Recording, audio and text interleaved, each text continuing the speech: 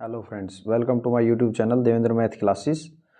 देखिए फ्रेंड्स, आज हम चैप्टर 11 स्टार्ट करेंगे कंस्ट्रक्शंस का। इसमें जो बेसिक है इतना कुछ बेसिक नहीं है, जो कुछ आएगा हम क्वेश्चन में ही आपको क्लियर कर देंगे।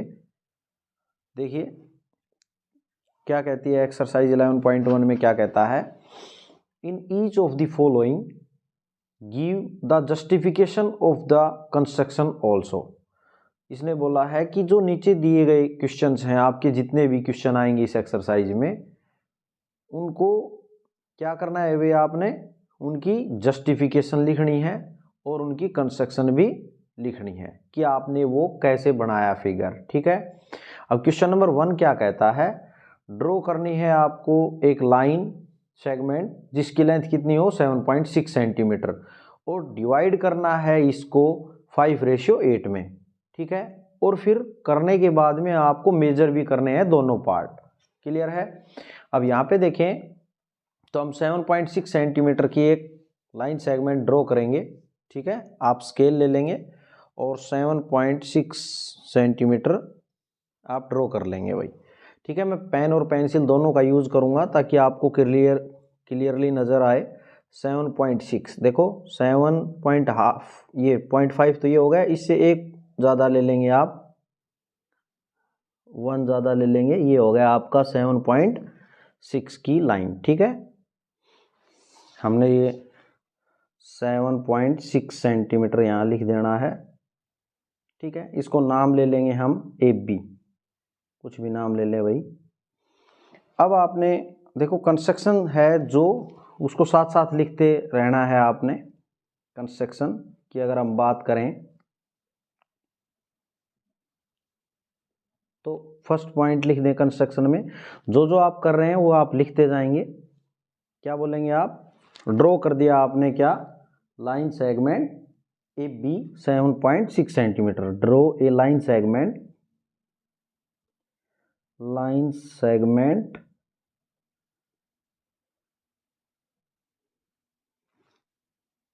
AB is equal to 7.6 centimetre. ठीक है भाई। उसके बाद आपने क्या करना है, ये जो आपने ड्रॉ कर लिया है उसके बाद में आपने एक्यूट एंगल बनाना है ए पे। एक्यूट एंगल क्या होता है कि 90 डिग्री से कम जो भी एंगल बनेगा उसको बोलते हैं हम एक्यूट एंगल। ठीक है। और 90 होता है उसको राइट एंगल बोलते हैं। 90 से 180 तक के एंगल को क्या बोलते हैं हम, 180 से जो बिलो होता है और 90 से अबव होता है उसको आप ऑब्ट्यूस एंगल बोलते हैं। तो यहाँ आपने ए पॉइंट पर क्या बनाना है, एक्यूट एंगल। तो यहाँ अगर ऐसे बनाते हैं तो ये 90 हो जाएगा। अब आपने एक्यूट एंगल बनाना है तो आप उसको आप कितने भी बना सकते हैं, कितने भी डिग्री का। ठीक है। आपने मान लो हमने ये एक एक्यूट एंगल बना लिया है। ठीक है। इसको आपको 90 से कम रखना है, आप कितना भी बना सकते हैं। ये बना लिया भाई। अब यहाँ पे बात करें तो हमने ये जो लाइन सेगमेंट AB है इसको आपने डिवाइड करना है किसमें, 5:8 में। तो 5:8 में अगर हम डिवाइड करेंगे तो 5 और 8 का आप टोटल करें कितना होता है 13। 5 और 8 का टोटल कितना होता है 13। ठीक है। तो आपने 13 जो है, ये जो आपने लाइन, इसको हम नाम ले लेते हैं AX। ठीक है। आप लिख लें सेकंड पॉइंट क्या लिख दें, ड्रॉ, क्या कर दे आप, ड्रॉ एन एक्यूट एंगल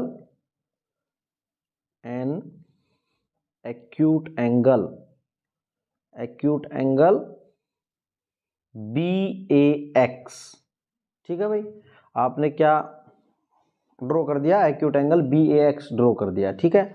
उसके बाद आपने क्या करना है, 5 + 8 13 पॉइंट्स हो गए। 13 पॉइंट जो हैं वो AX पे लोकेट करने हैं आपने। ठीक है। और इक्वल इक्वल लोकेट करने हैं। तो आप कैंपास लेके और इसको थोड़ा सेट करके, कितना भी आप सेट कर सकते हैं, बट अब एक बार जो सेट कर लिया है आपने उसको उतना ही रखना है भाई। ठीक है। और आप कितने पार्ट कर लेंगे इस AX के, 13। जैसे मैं इसके कर देता हूँ, ये 1 हो गया, 2, 3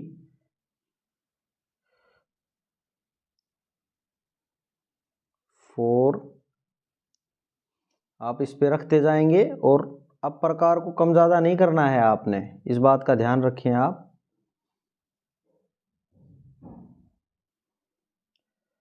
कितना हो गया भाई? 5 हो गए, 6 7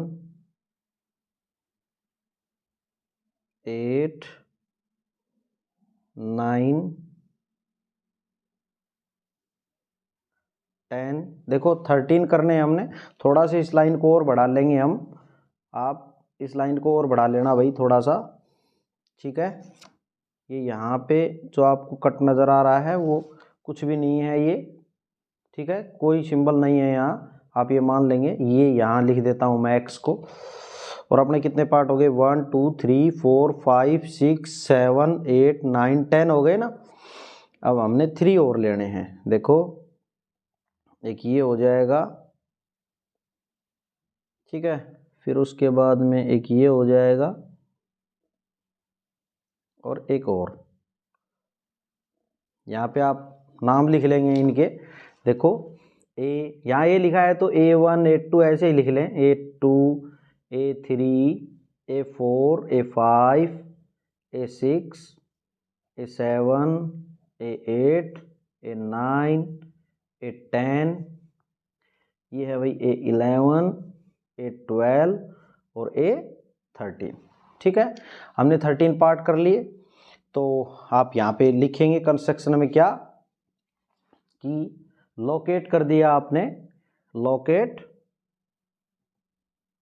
कितने कैसे किए? 5 + 8 यानी कि इज इक्वल टू 13 पॉइंट्स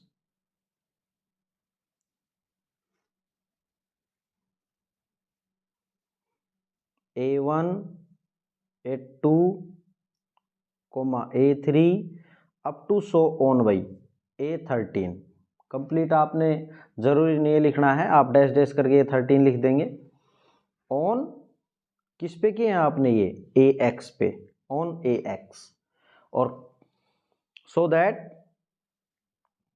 इस प्रकार है ये कि A1, देखो ये जो शुरू में क्या था, A है ना ये पॉइंट, तो A1 इक्वल है किसके? A1 A2 के। अब ये किसके इक्वल है? A2 A3 के, अप टू सो ऑन। और आप लिखेंगे लास्ट में कितना है? A12 A13, ठीक है। उसके बाद में आपने क्या करना है? आपने जो लास्ट पॉइंट है आपका A13 उसको B से मिला देना है भाई। A13 को आपने B से मिला लेना है। क्लियर है भाई? हमने क्या किया? नंबर 4 लिखे आप कंस्ट्रक्शन में, ज्वाइन कर दिया आपने A13 B को। क्लियर है भाई? अब आपने क्या करना है? देखो एक पैरेलल लाइन ड्रॉ करनी है आपने। इस लाइन, ये जो लाइन है A13B, इसके पैरेलल लाइन आपने ड्रॉ करनी है। तो वो आप कैसे करेंगे और कहाँ करेंगे? देखो हमने 5:8 में डिवाइड करना है। तो देखो आपने ड्रॉ करनी है यहाँ इस पॉइंट पे से होके जाएगी। वो किससे होके जाएगी? A5 से होके जाएगी। क्लियर है भाई? अब वो कैसे आप ड्रॉ करेंगे? तो आपने उसके लिए क्या करना है? आप कितना भी प्रकार एक बार खोल लेंगे भाई, ठीक है। आपने कितना भी प्रकार एक बार खोल लेना है और खोल के क्या करना है? देखो पैरेलल लाइन हम कैसे ड्रॉ करेंगे। आपने A13 पे रख के, और मान लेते हैं हमने इतना प्रकार खोल लिया है, ठीक है। और आपने ये लाइन ड्रॉ कर ली। आपने क्या करना है? ऐसे इस पे रख के और आपने ये बना लेना है, ठीक है। एक आर्क इस प्रकार लगा लेनी है। क्लियर? और जितना अब आपने एक बार फिक्स कर रखा है उतना ही आप A5 पे रख के सेम क्या करेंगे भाई? एक आर्क लगा लेंगे। क्लियर है? लगाने के बाद अब आपने क्या करना है? देखो अब आपने क्या करना है? इसको आपने जितना ये अपने को नज़र आ रहा है ये वाला, ये कितना आपने लिया है, ये इसको आपने नाप लेना है भाई। ये देखो इस लाइन से इस लाइन तक कितना है ये, उसको आपने ले लेना है अब प्रकार में। क्लियर है। और आपने ये जहाँ कट कर रही है ए एक्स को, ये जहाँ भी ये आर्क दिख रही है आपको, ये इसको यहाँ रख के, ठीक है, और आपने एक आर्क जो आपने पहले लगाई थी उस पे कट कर देना है। ठीक है, क्लियर है। अब आपने इस आर्क से होते हुए और A5 से होते हुए आपने एक लाइन ड्रॉ करनी है। अब जो ये लाइन आएगी वो क्या आएगी, पैरेलल आएगी किसके, A13B के। ये इससे होती हुई लाइन आपने ड्रॉ कर देनी है। क्लियर है भाई। अब इसको मान लेते हैं हम C पॉइंट, नाम ले लिया मैंने, क्या नाम ले लिया, C पॉइंट। ठीक है। अब ये जो आप देख रहे हैं AC और BC का रेशियो जो है, वो जो ये लाइन अब आ गई है, ये लाइन जो अब आपने ड्रॉ की है, ये लाइन इसके क्या है, पैरेलल है। ठीक है भाई। ये जो आपने ड्रॉ किया है, ये जो C पॉइंट है, ये इस साइड इसके 5 पार्ट हैं, AC 5 है और रेशियो 8, ये इधर कितने पार्ट हैं, 8 हैं। तो ये जो लाइन है अपनी वो 5:8 में आपने डिवाइड कर दिया। ठीक है। अब इसका कंस्ट्रक्शन लिखेंगे आप, आपने क्या किया उसके बाद, ज्वाइन करने के बाद में ये जो आपने ज्वाइन कर दिया, लास्ट पॉइंट ज्वाइन किया था, उसके बाद आपने क्या किया भाई, एक पैरेलल लाइन ड्रॉ की, है ना। आप क्या बोलेंगे, ड्रॉ, आप क्या बोलेंगे, ड्रॉ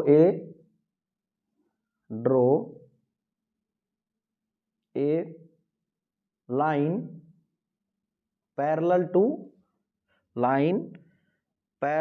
टू किसके भाई, A13B के। Draw a line parallel to A13B which passes through, जो किसमें से पास हो रही है, A5 एंड, जो A5 में से तो पास हो रही है, ठीक है, जो पैरेलल है, और and cut AB segment at C point, C पे कट कर रही है। देखिए हमने क्या किया, ड्रॉ किया एक लाइन पैरेलल टू, एक लाइन ड्रॉ की हमने पैरेलल किसके, पैरेलल टू A13B के ड्रॉ करी, जो पास हो रही है किसमें से, A5 में से, एंड कट कर रही है AB सेगमेंट को, AB सेगमेंट था ये, उसको कट कर रही है किस पे, C पॉइंट पे कट कर रही है। ठीक है भाई। आगे लिखें आप, तो क्या बोलेंगे कि आपने इसको डिवाइड कर दिया भाई इस लाइन ने इसको, है ना। तो आप बोलेंगे हैंस क्या आ गया आपका, AC का रेशियो किसके साथ, BC के साथ, या CB बोल दें, इक्वल है किसके, 5:8 के। ठीक है भाई। ये थी आपकी कंस्ट्रक्शन इसकी। और अब देखिए आप जितने भी क्वेश्चन करेंगे उनमें आपको जस्टिफिकेशन भी देनी है। बहुत से टीचर आपको जस्टिफिकेशन नहीं करके दिखाते हैं, बस कंस्ट्रक्शन करवा दिया और फिनिश कर दिया।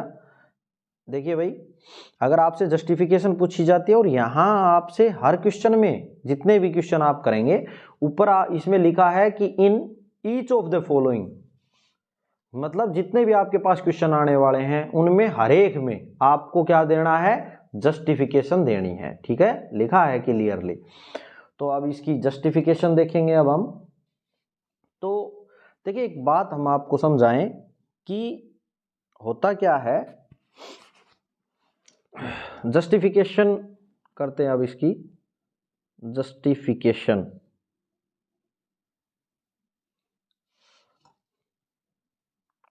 देखिए भाई, आपने क्या प्रूव करना है जस्टिफिकेशन में, आपने क्या प्रूव करना है कि यहाँ पे AC अपॉन BC या CB बोल दें का रेशियो कितना है 5/8, 5:8 है।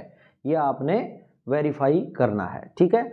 अब इसके लिए आप देखें तो हमने बेसिक प्रोपोर्शनैलिटी थ्योरम पढ़ी है भाई। क्या पढ़ा है हमने? बेसिक प्रोपोर्शनैलिटी थ्योरम पढ़ी है, ठीक है। तो आप बेसिक प्रोपोर्शनैलिटी थ्योरम से देखिए, बेसिक प्रोपोर्शनैलिटी थ्योरम क्या कहती है, ये हमने आपको 6 चैप्टर में करवा रखा है। अगर आपने वो नहीं देखी है वीडियो तो आप जरूर देख लेंगे।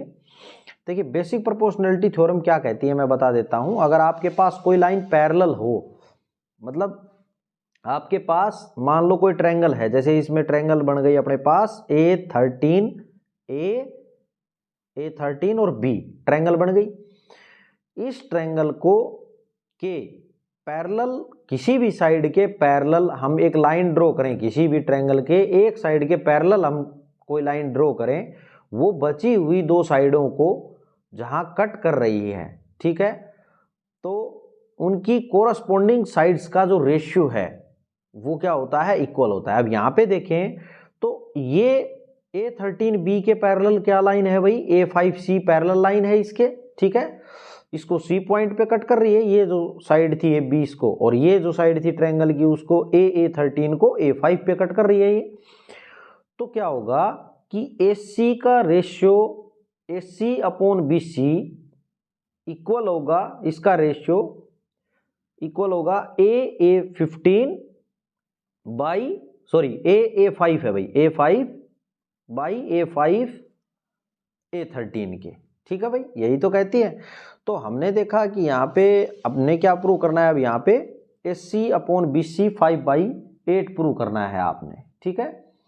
अब यहाँ पे देखें तो हमने बेसिक प्रोपोर्शनैलिटी थ्योरम से अगर हम देखें बाई बेसिक प्रोपोर्शनैलिटी थ्योरम से अगर बात करें तो देखें आप क्या लिख सकते हैं भाई, आप लिखेंगे कि इसके अंदर A5 अपॉन A5 A13 का जो रेशियो है वो इक्वल है किसके, AC अपॉन BC के इक्वल है, ठीक है।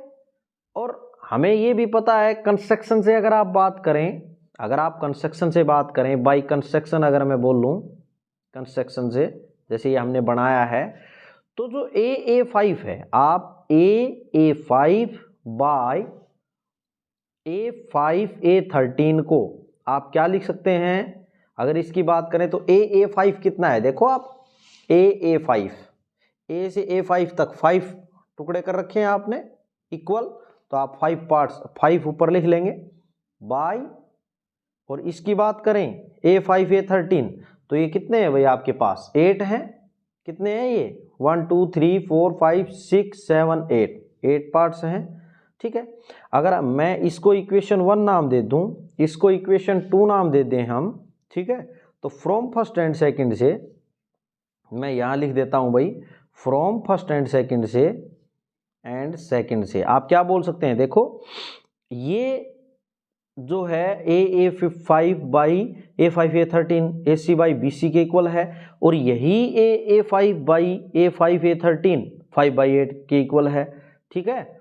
तो आप बोल सकते हैं यहाँ से 1 और 2 से कि AC अपॉन BC इक्वल आ गया किसके 5/8 के, AC बाई BC इक्वल आ गया 5/8 के। ये प्रूव हो गया भाई, यही तो हमने दिखाना था, जस्टिफिकेशन देनी थी। ओके स्टूडेंट्स, अब आपने इस क्वेश्चन में एक काम और भी करना है। देखिए अपने से एक क्वेश्चन और पूछा है, इसमें मेजर करना है अपने को, ये दोनों पार्ट्स जो आपके आए हैं उनको मेजर भी करना है। आपने स्केल से ये जो दो पार्ट आ गए थे AC और BC, ये कितने कितने हैं, टोटल था आपके पास 7.6 सेंटीमीटर। अब आपने बताना है कि AC कितना आया और BC कितना होगा, तो ये आपने स्केल से नाप लेना है, ठीक है।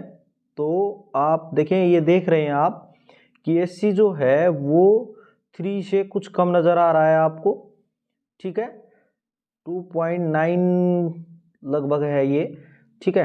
तो आप क्या करेंगे, इसको एससी को आप लिख देंगे। मेजर क्या है आपका, मेजर एससी कितना किया आपने, 2.9 सेंटीमीटर, ठीक है। और ये 2.9 हुआ है तो बच गया कितना भाई, 7.6 में से या तो या आप 2.9 सब्ट्रैक्ट कर लें, ठीक है, या अदरवाइज आप लिख देंगे कि BC जो है वो कितना आ गया। देखें आप यहाँ पे देख रहे हैं तो 4.567, देखिए 4.7, आप 4.7 अगर देखें तो 4.7 नजर आ रहा है, ठीक है। तो आप लिख देंगे BC कितना आ गया आपका 4.7। आप इनका टोटल करके देख लें तो 7.6 ही आएगा, 9 और 7 16, ये 7.6 ही बन रहा है भाई, ठीक है। आप इसको एक को मेजर करके, थोड़ा बहुत इसमें एरर आ सकता है अप्रोक्स, ठीक है। और एक अगर आप सही से अगर बनाते हैं फिगर को तो बिल्कुल आपका एक्यूरेट आएगा, कोई दिक्कत नहीं आएगी, ठीक है। और एक का पता चल जाता है तो आपने 7.6 में से उसको सब्ट्रैक्ट कर लेना है। ओके स्टूडेंट्स, ये था आपका क्वेश्चन नंबर 1। फ्रेंड्स, अगर आपको वीडियो समझ आई है आप नोट कर लेंगे। अगर आपको वीडियो समझ आई है तो आप चैनल को सब्सक्राइब करें अगर आपने नहीं किया है तो, और फ्रेंड सर्कल में भी शेयर करें।